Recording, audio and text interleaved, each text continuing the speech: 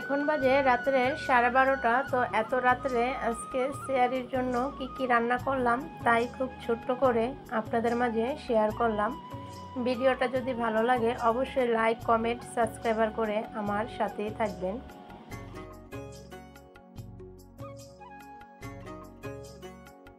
আসসালামু আলাইকুম।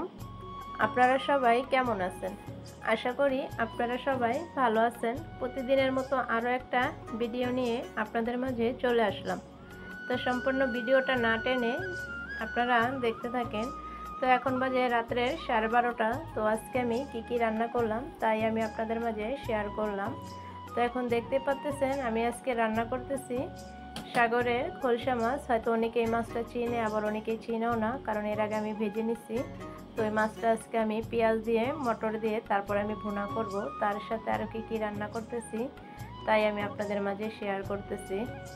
আর যেহেতু রাত্রে 12:30 বাজে, আমি এর আগে কিসের জন্য আমি রান্না করি নাই তাও আমি আপনাদের মাঝে বলবো এখন। কারণ আজকে ইফতারের পরে খাদিজার বাবা যখন নাকি বাড়িতে চলে আসে তখন আমরা মার্কেটে চলে যাই।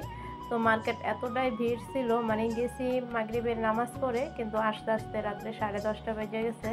তো তখন আর ভালো লাগে নাই, কারণ এত জ্যাম রাস্তাঘাটে ছিল। আর মার্কেট বলতে কথা, মানে এতটাই ভিড় ছিল, কেনাকাটা করতে করতে অনেক রাত হয়ে গেছিল।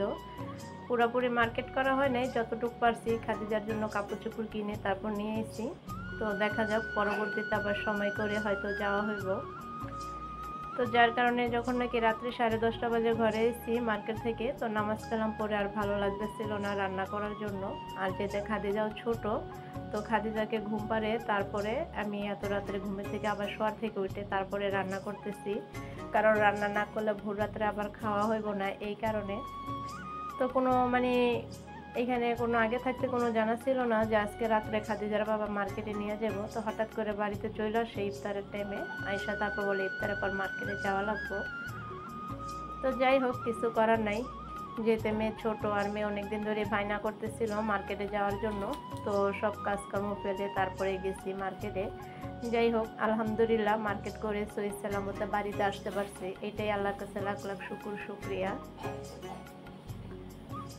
আর এখান দিয়ে দেখতে পাচ্ছেন কথা বলতে বলতে যেহেতু আমি মানে সাগরের খলসা মাছ আমি ভুনা করছি।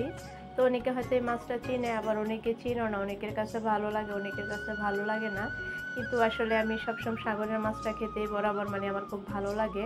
তো আমি যেতে গ্রামে থাকি, আমার মানে গ্রামের মানে দেশি মাছ খেতে আমার থেকে ভালো লাগে না। আসলে এটা যার যার একটা রুচি কিংবা যার যার ইচ্ছা, যার কাছে যেরকম লাগে। আমার থেকে আসলে সাগরের যে কোনো ধরনের মাছ খেতে ভালো লাগে। তো দেশি মাছ আমার থেকে তেমন ভালো লাগে না। দেশি মাছ আবার খাদিজার বাবার খুব পছন্দ, যার কারণে আমার বাবা গাজীপুর থেকে আমার জন্য মাসে একবার করে মাছ পাঠা দেয়। আর এইখান দিয়ে আবারও আমি মাছটা ভুনা করার পরে তারপর আবার মুরগি ভুনা করতেছি। যেতে খাদিজা ছোট মানুষ, তো দিনে ওরা আমার 2 বেলা খাওয়ানো লাগে। তো মাংসটা হলে খেতে খুব মানে পছন্দ করে। তো যার কারণে এত রাত হয়ে গেছিল, মানে অনেক ক্লান্ত লাগতেছিল, তারপরে কিছু করার নাই। মেয়ে বলে কথা, মানে সন্তান বলে কথা, যেহেতু ও খেতে চায়, তো দিনে ভালো লাগে না রান্না করতে, তো রাত্রে এখন রান্না করতেছি।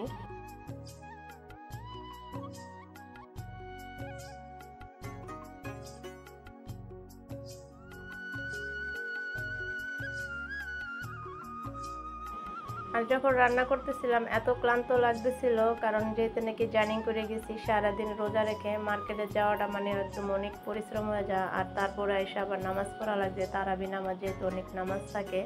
তো সব মিলে যাই হোক, আলহামদুলিল্লাহ মার্কেটটাও সহিহ সালামতে করা হয়েছে, তারপরে রান্নাটাও সুন্দরভাবে করে নিতে পারছি, এটাই আল্লাহর কাছে লাখ লাখ শুকরিয়া।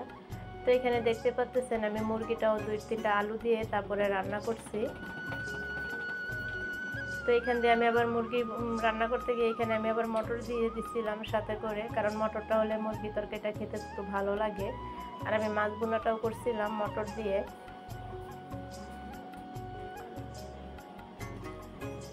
আর যেহেতু আমার মুরগি ভুনাটাও মানে রান্নাটাও হয়ে গেছে, আর এই দিক দিয়ে আমাদের ক্ষেতের পাট শাক আজকে বিকালবেলা তুলে আনছিল আমার বড় ভাবি। তো ওইটা আবার আমি মার্কেটে যাওয়ার টাইমে ভাবির কাছে দিয়ে গেছিলাম, কাইটা রেখে দিছিল। যেহেতু আমি আর আমার মেজু ভাবি, খাদিজার বাবা, ফাতেমা, আব্দুল্লাহ, খাদিজা, আমরা সবাই গেছি মার্কেটে। তো বাড়ি পুরা খালি থাকবো দেখে বড় ভাবি যায় নাই, আমরা সবাই মিলে গেছি। ভাবি মানে বাড়িতে ছিল। তো ভাবি এদিক দিয়ে শাক কেটে ধুয়ে রাখছিল। তো আমি আইসা রাত্রে তারপরে রান্না করতেছি। মানে ভালো লাগতেছিল না 2 পদ রান্না করার পরও। তারপরে ক্ষেতের একদম তরতাজা পাট শাক না রান্না করলে কিভাবে হয়। আর রাত্রে একটু শাক কিংবা ভর্তা হলে মানে ভাতটা একটু পেট ভরে খাওয়া যায়। জানি না কার কাছে কীরকম লাগে, আমার থেকে শাক ভাজি কিংবা ভর্তা এগুলো দিয়ে ভাত খেতে খুব ভালো লাগে। তো আপনাদের কাছে কেমন লাগে অবশ্যই আপনারা কমেন্টের মাধ্যমে জানাবেন। যদি রমজান মাসে পাট শাকটা হয় তো আর কি বলবো। তো এখানে দেখতে পাচ্ছেন আমার শাক ভাজিটা হয়ে গেছে। তো আমার সব মিলে আজকের ভিডিওটা আপনাদের কেমন লাগলো অবশ্যই আপনাদের মতামত কমেন্টের মাধ্যমে জানাবেন। আপনারা যে যেখান থেকে আমার ভিডিও দেখবেন অবশ্যই কমেন্ট করবেন, আমি চেষ্টা করব সাথে সাথে কমেন্টের উত্তর দিয়ে দেওয়ার জন্য। আর আপনারা যারা আমার চ্যানেলে নতুন আসবেন অবশ্যই আমার চ্যানেলটা সাবস্ক্রাইবার করে আমার সাথেই থাকবেন। আর এই ভিডিওর মাধ্যমে যদি জানা অজানা কোনো ভুল হয় আপনারা ক্ষমার দৃষ্টিতে দেখবেন, কারণ ভুল মানুষ মাত্রায় হতে পারে। আমার যদি ছোটোখাটো কোনো ভুল হয় আপনারা অবশ্যই ক্ষমার দৃষ্টিতে দেখে কমেন্টের মাধ্যমে আপনাদের মতামত জানাবেন।